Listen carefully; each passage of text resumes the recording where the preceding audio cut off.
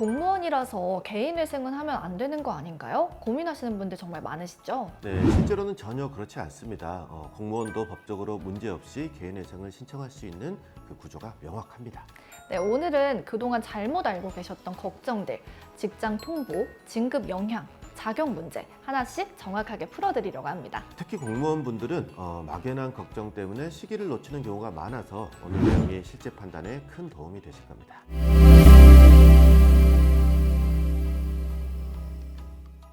안녕하세요. 법무법인 태신의 개인회생 파산 전문 브랜드 클리어에서 인사드립니다. 저는 MC 소희원이고요. 예, 안녕하세요. 여러분의 개인회생 파산을 클리어하게 해결해드리는 법무법인 태신의 장훈 변호사입니다.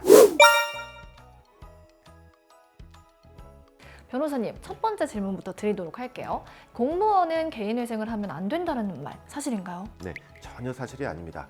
개인회생 제도는 직업을 기준으로 제한하는 절차가 아니고 오로지 경제적으로 갖기 어려운지와 꾸준한 소득이 있는지만 판단합니다. 즉 공무원, 군인, 교사, 일반 회사원 등 직업과 무관하게 조건만 충족하면 누구나 신청할 수 있습니다. 직업이 아니라 상황이 기준인 거네요. 두 번째로 가장 무서워하는 질문이죠.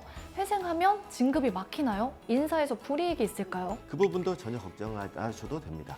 개인회생은 공무원 징계 사유가 아니고요. 인사 승진에서 불이익 요소가 되지도 않습니다. 법에서 정한 개인적인 채무 조정 절차일 뿐이지 직무 능력이나 성실도와 관련된 평가 항목이 아닙니다. 그럼 직장에 통보되는 일도 없는 거죠? 네, 정확히 말씀드리자면 개인회생 절차는 법원, 채무자, 채권자 이 세 주체만 참여합니다. 소속기관이나 부서로 통보되는 구조가 아닙니다. 그래서 회생을 한다고 해서 직장이 알게 되는 상황은 발생하지 않습니다. 네, 이 두 가지만 알아도 부담이 확 줄 것 같네요. 이 공무원분들 사건은 진행이 비교적 수월하다는 말도 들리던데 이 부분은 어떤 이유 때문인가요? 네, 여기서 한 가지 꼭 짚고 넘어가셔야 될 점이 있습니다. 공무원이니까 회생해서 혜택을 받는다라는 의미가 절대 아닙니다. 직업을 기준으로 유리하거나 불리하게 판단하는 제도가 아니기 때문입니다. 다만 실무적인 흐름을 보면 공무원분들이 사건이 비교적 안정적으로 진행되는 경우가 많기는 합니다. 그 이유는 공무원이라는 직업 자체 때문이 아니라요. 제출되는 자료가 굉장히 명확하게 정리가 되어 있기 때문입니다. 예를 들어서 매달 급여 명세서가 규칙적으로 발급이 되고 원천 징수, 건강보험, 각종 공제 내역도 모두 투명하게 확인이 되죠. 그리고 통장 거래 흐름도 일정한 패턴을 보이는 경우가 많아서 법원이 소득과 지출을 파악하는데 큰 어려움이 없는 겁니다. 이렇게 자료가 명확하다 보니까 소득 지출 관련 보증 명령이 적게 나오는 경향도 있고 그 결과 전체 절차가 상대적으로 안정적으로 진행되는 사례가 많다고 말씀드릴 수가 있겠습니다. 직업 특혜가 아니라 자료가 솔직하고 명확하게 나오는 구조라서 그렇다는 거죠. 네, 정확합니다. 명확한 자료는 법원 심사에서 가장 큰 안정 요인입니다. 겉으로 보기엔 공무원은 안정적인 직업이라 빚과는 거리가 멀 것처럼 느껴지잖아요. 그래서 도대체 왜 빚이 늘어나는 거야? 이렇게 궁금해하시는 분들이 정말 많거든요. 네, 공무원도 우리 사회의 경제 환경 속에서 똑같은 압박을 받습니다.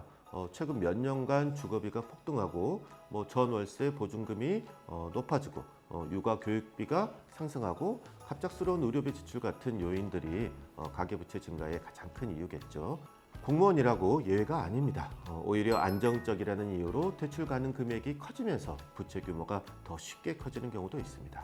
네, 정말 내가 잘못해서가 아니라 환경이 그렇게 만든 빚일 수도 있겠네요. 네, 맞습니다. 그래서 스스로를 자책할 필요가 전혀 없으십니다. 네, 그럼 공무원분들은 변제금이 어떤 기준으로 정해지나요? 네, 변제금 계산은 직업 종류와는 아무 상관이 없습니다. 기본 공식은 단 하나입니다. 월 소득에서 최저 생계비를 뺀 금액이 매달 납부할 변제금이 된다는 것입니다. 그래서 부양가족이 있다면 그만큼 최저 생계비가 늘어나기 때문에 변제금이 줄어들 수 있고요. 하지만 이것은 공무원에게만 적용되는 기준이 아니라 모든 회생 사건에서 동일하게 적용이 됩니다. 결국 중요한 것은 직업이 무엇인가 이게 아니라요. 가정이 실제로 어느 정도 비용을 필수로 쓰고 있는가입니다.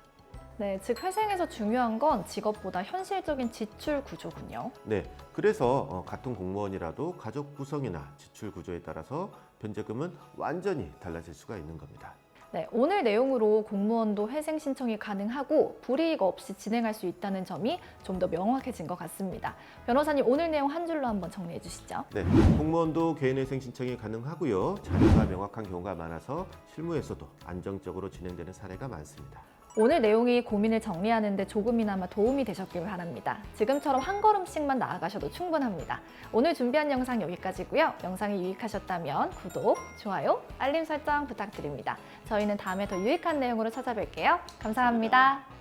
개인회생 파산이 궁금할 땐 클리어!